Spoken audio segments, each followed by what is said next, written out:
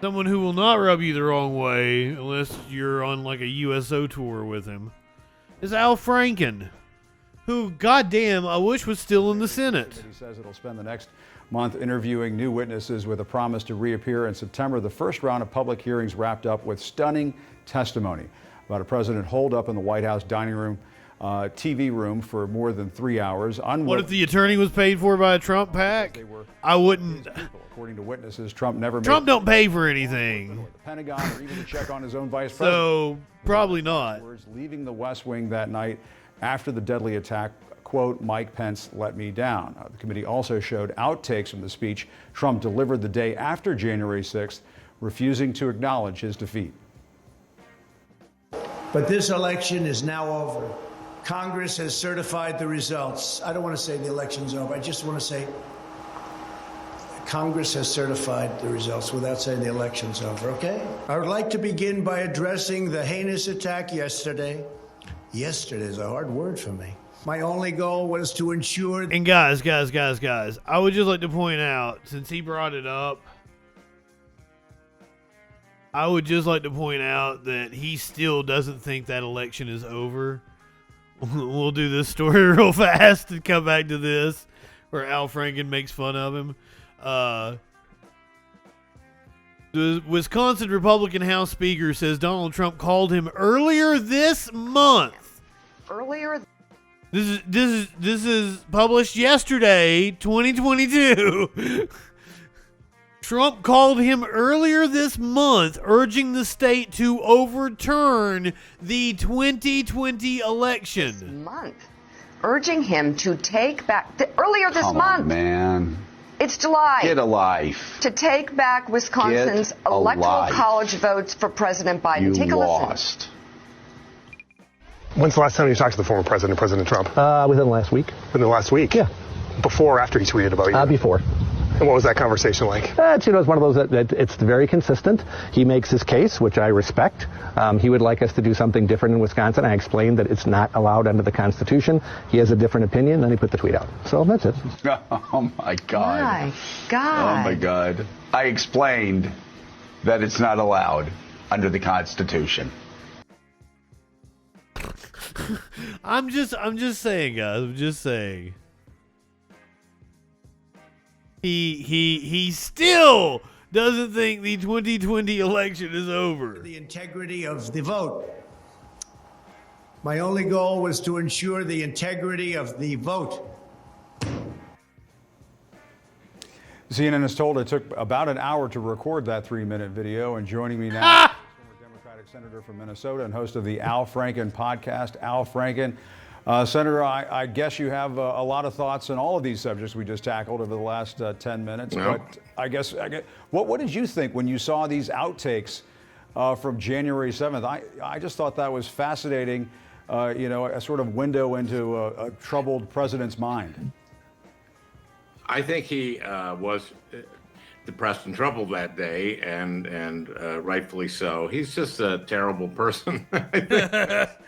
We learn that through these hearings. It's interesting. I think these hearings they've just exceeded all my expectations, but nothing has shocked me. Nothing about this has shocked me.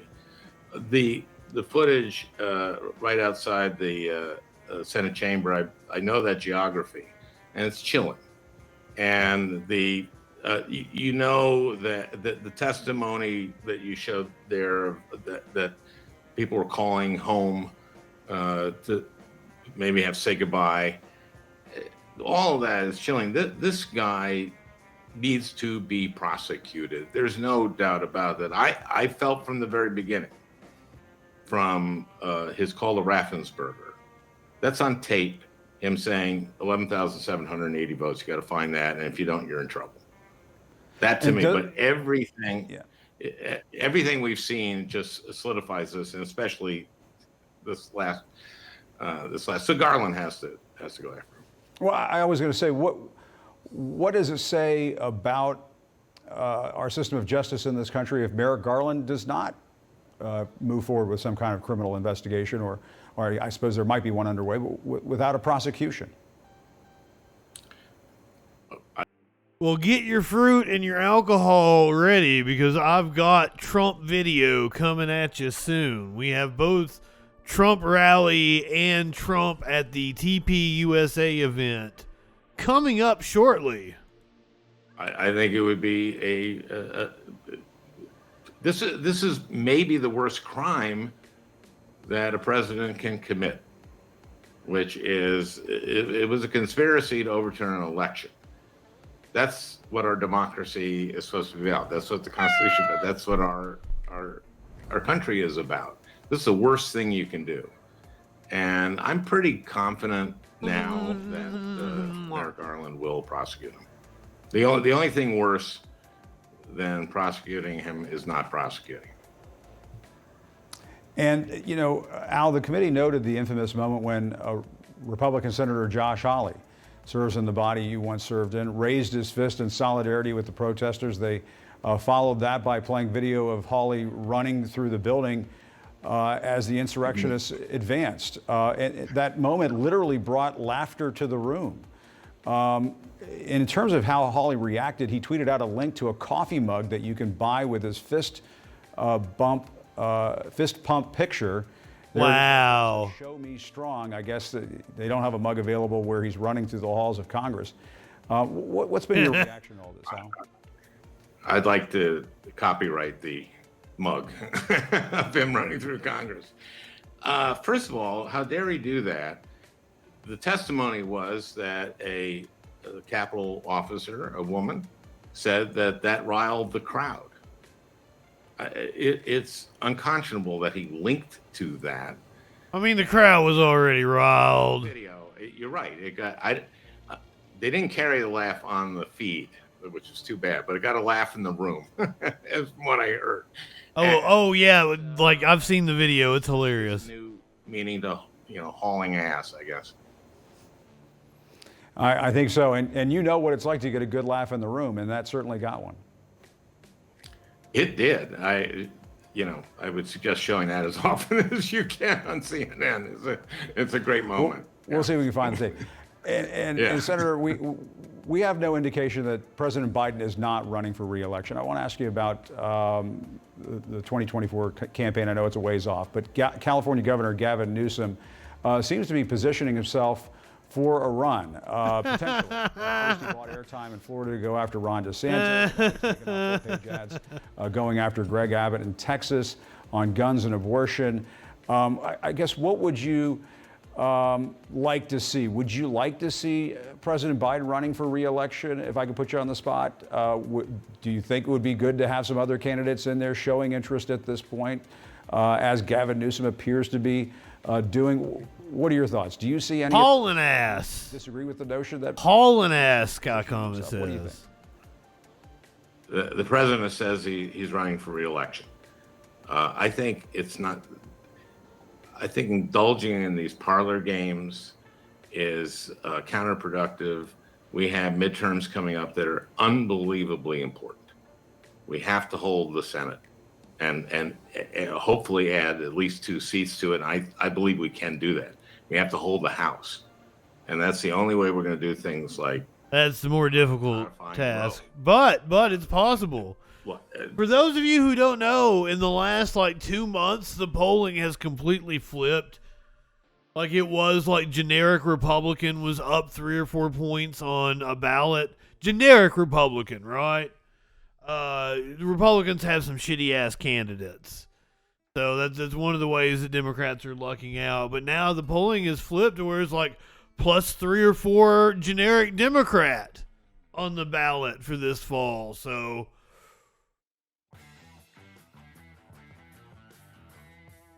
it all it depends on the way turnout is. Is there a high profile Senate race in the state where, Democrats need to hold a couple of House seats? Yesterday.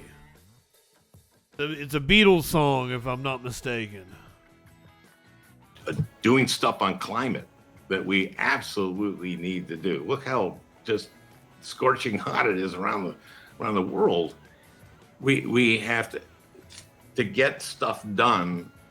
we need to elect Democrats to the Senate, to the House, governors. And we need to elect better Democrats, and we need to get younger people in places They're going of higher office, on local level. This is an extremely important period of time between now and the midterms. I don't think we should be engaging in this kind of parlor games, because it's maybe fun to do, but it's not fun. It doesn't get anything done. And do you think it's a good idea for the Democratic Party to be going out there, or Democratic aligned groups to be going out there and pumping up the more far-right candidates in some of these Republican primary races that we've seen across the country? We've seen some Democrats say that's a bad idea. I think it's a bad idea. I don't like that. First of all, it's just feeding more right-wing propaganda out there. Yep. I don't think we should be doing that. I understand the tactic. You think you get a right-wing nut that you can beat. I understand that. That's politics, I guess, but I'm not in favor of that. And, the last time you were on, you said that your family would heavily factor into your decision on whether you would run again. And I know that it's something that you're looking at, something you've thought about. Ooh, yes, please. This week, New York Times columnist Michelle Goldberg wrote a piece entitled, "I Was Wrong About Al Franken." I guess there are a lot of folks who might say they were wrong about Al Franken. But in this column, she expressed remorse for calling on you to resign at that time without a Senate investigation into the allegations you were facing at that time. Back then, she thought Democrats shouldn't go through the ordeal of having to defend you. Now she says you deserve due process. What are your thoughts on it? Well, I appreciate her doing that. It's hard to admit you're wrong. You've been wrong. And so I appreciate that. And she came down, as you said, that I should have due process. And that's all I was asking for at the time. And I was denied it. So I appreciate her doing that. And I think he should have stood his ground, never resigned. Run again. Any indication that you can give us as to which way you're leaning at this point? Please, Al, please. Well, I certainly am not contemplating that at all. And oh, shit. I'm really focused on these midterms, and I have a PAC, Midwest Values PAC. If any of your listeners would like to look it up and give to it, I'd give to, just giving to Shapiro in Pennsylvania, so we can win that one. We need to, and all over the place. So I'm really focused on that. It was giving me hope that Al Franken may be looking into running again. Liz Cheney was on Fox, whatever their fucking Sunday show is called. She's talking about January 6th. I think she even addresses her election. What will the committee's report have to say about why the assets like National Guard weren't prepped and ready? Is there a testimony already gathered on Speaker Pelosi's decisions or the Sergeant of Arms in the House and Senate on that regard? Yeah, we have an entire team.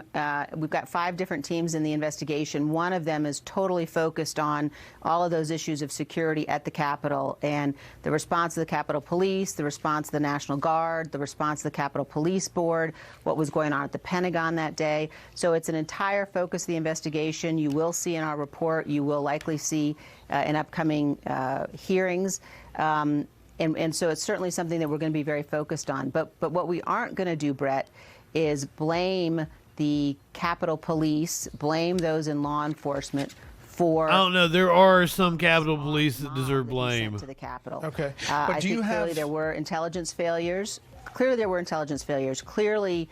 security should have operated better than it did. But this was a mob Donald Trump sent to the Capitol, and I think that's important to keep our eye.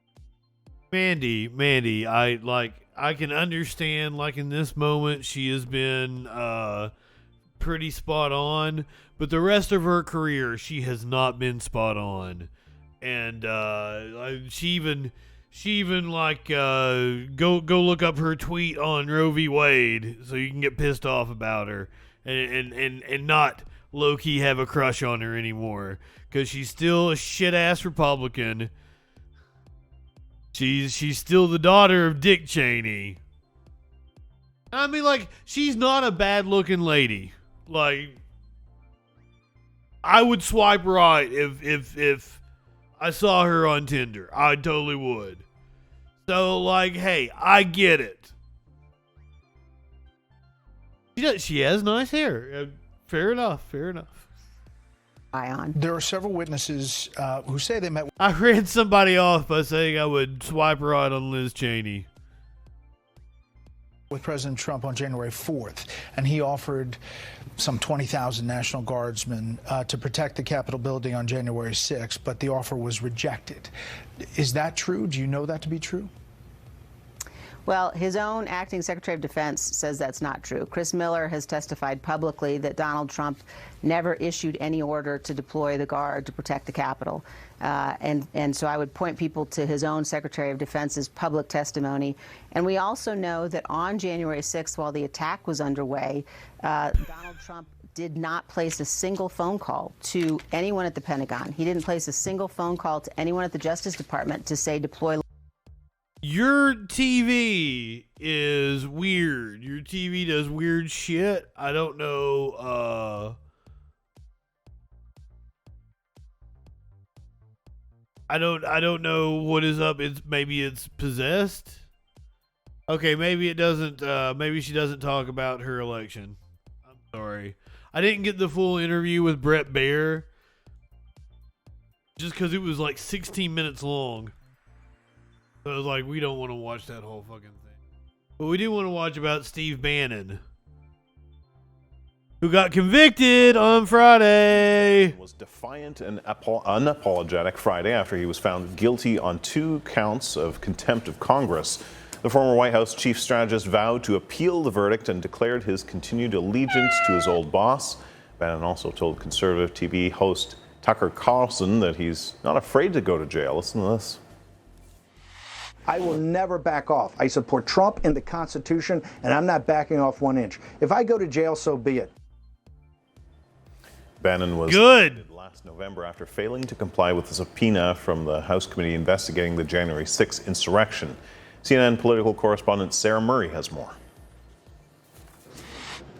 Longtime Donald Trump ally Steve Bannon found guilty on 2 counts of criminal contempt of Congress. Am I the only one that thinks this guy kind of looks like Alec Baldwin right here? What's going on with that?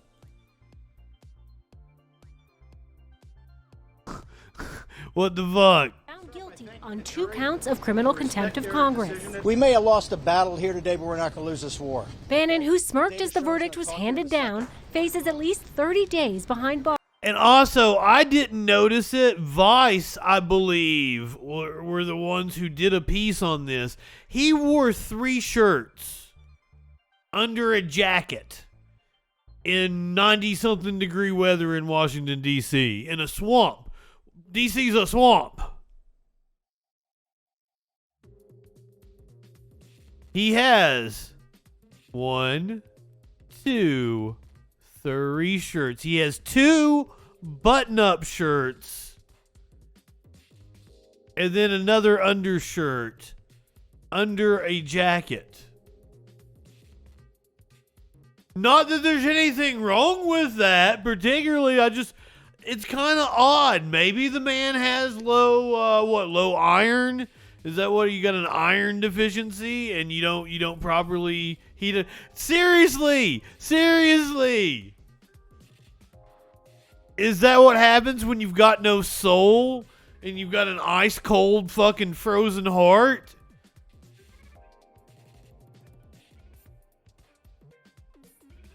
That's wild. That's wild. And like it may be hard to see because it's all black, everything is black, but there are indeed 2 fucking shirts right there.